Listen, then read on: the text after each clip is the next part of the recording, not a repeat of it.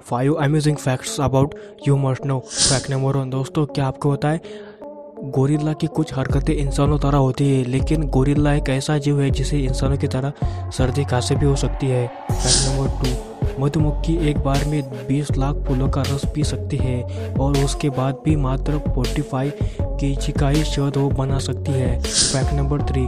हम सभी जानते हैं कि चींटी बहुत छोटी होती है, इसलिए इनकी संख्या भी ज़्यादा होती है दोस्तों।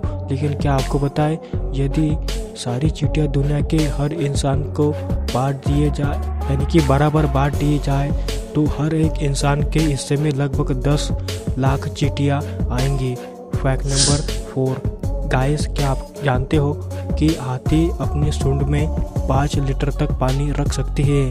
And fact number 5। हाथी की सूंड में 40,000 मांसपेशियाँ होती है, लेकिन हड्डी एक भी नहीं होती। दोस्तों, क्या आपको ये 5 अमेजिंग फैक्ट्स पता थे? नहीं ना तो हमें कमेंट में बताएं और ऐसे ही वीडियो के लिए हमारे चैनल को सब्सक्राइब कर लें। Thanks for watching this video.